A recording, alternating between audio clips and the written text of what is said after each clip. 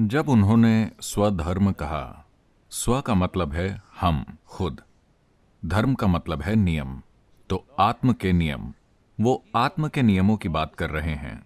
आत्म का स्वभाव क्या है, ये कैसे काम करता है, आपको इसके साथ क्या करना चाहिए। जैसे भौतिक के नियम हैं, वैसे ही आत्म के भी नियम हैं। वो कह रहे हैं आपको आत्म के नियमों से जीना चाहिए, न कि भौतिक नियमों से। अगर आप भौतिक नियमों से जीते हैं तो ये होगा, आज हम दोस्त हैं, कल कुछ होगा और हम लड़ने लगेंगे। हाँ या ना? हाँ, आप वहां बैठे हैं, मैं यहां बैठा हूं, हम अच्छे हैं। अगर आप यहां बैठने की कोशिश करते हैं तो लड़ाई होगी। हाँ या ना?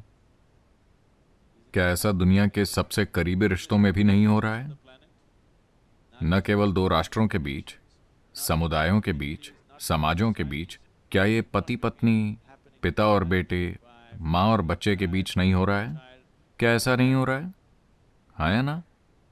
क्योंकि ये भौतिक के नियम हैं कि आप वहां बैठेंगे, मैं यहां बैठूंगा, कभी कभार मैं वहां आऊंगा, हम ये करेंगे, अगर हम चाहें तो हम गले लगेंगे। लेकिन अगर मैं आपके सिर पर बैठूं या आप मेरे सिर पर बैठें तो ये काम नहीं करेगा। हाँ या ना? अब बार बार एक मक्खी यहां आकर बैठती है। शुरू में वो सिर्फ यहां बैठी, कुछ समय बाद वो काटने लगी, फिर चुक।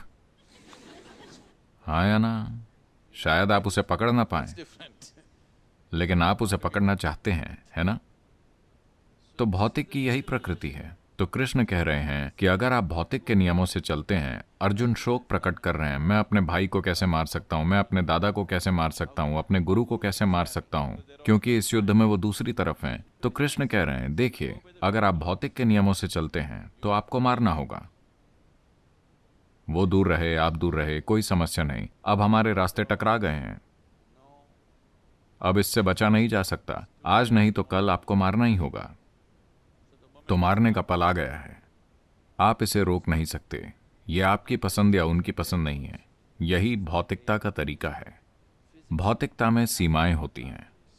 अगर सीमाएं पार हो जाती हैं तो, आया ना?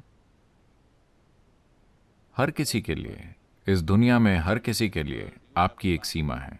हाँ, आपका दुश्मन यानी सीमा वहां है, अगर वो उसे पार करता है तो परेशानी होगी। आपका पड़ोसी यानी सीमा वहां है, अगर वो उसे पार करता है तो परेशानी होगी। आपका दोस्त यानी सीमा यहां है, अगर वो उसे पार करता है तो परेशानी होगी। आपके पति या पत्नी यानी सीमा यहां है, लेकिन अगर वो उसे पार करते हैं तो परेशानी होगी। आपका बच्चा यानी सीमा यहां है, लेकिन अगर वो उसे पार करता है तो परेशानी होगी। हाँ या ना? तो हर किसी के लिए एक सीमा है कि नहीं? चाहे वो आपको जितने भी प्रिय हों, क्या एक सीमा नहीं है? एक सीमा है या नहीं? एक सीमा है ना? अगर हम सीमा बनाए रखते हैं, येलो लाइन को देखिए।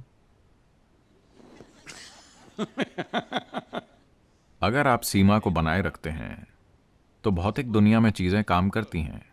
अगर आप सीमा पार करते हैं, अगर सीमा का कोई भी उल्लंघन होता है तो हिंसा की शुरुआत हो चुकी है ना? हिंसा की ओर पहला कदम उठ गया है। शुरू में यह शब्दों में होगी, फिर थोड़ी धक्का मुक्की और फिर मारकाट। ये मत सोचिए कि नहीं नहीं मैं ऐसा नहीं करूंगा, आप भी ऐसा करेंगे। यही भौतिकता का तरीका है। तो कृष्ण कह रहे हैं कि अगर आप ये नहीं चाहते, अगर आप इस मारकाट के साथ संघर्ष कर रहे हैं, तो आप अपने स्वधर्म का पालन कीजिए, आत्म का मार्ग, जहां कोई सीमा नहीं होती। आप यहां बैठकर हर जगह हो सकते हैं, आप यहां बैठकर कहीं नहीं हो सकते हैं। इसमें कोई भी सीमा पार नहीं करता। जब आप यहां बैठते हैं और आप किसी की सीमा पार नहीं कर सकते, कोई आपकी सीमा पार नहीं कर सकता, अगर आप इसका अनुभव करते हैं तो मुझे आपको लड़ने के लिए कहने की जरूरत नहीं है। लेकिन आप भौतिकता के नियमों से जीते हैं और आप लड़ाई से बचने की कोशिश करते हैं तो कोई फायदा नहीं है। वैसे भी आपको लड़ना ही होगा। तो इसका पालन कैसे करें? आपको अंदर की ओर मुड़ना होगा, अगर आप भौतिकता के तरीके से जीते हैं तो टकराव बस एक कदम दूर है कि नहीं? हाँ या ना? किसी के साथ टकराना सिर्फ एक कदम दूर है, हमेशा। आपको इससे बचना होगा। आप हर समय बच रहे हैं, है ना? अगर आप नहीं बचते तो आप किसी न किसी के साथ यूं टकरा ही जाएंगे। तो यही स्वधर्म है।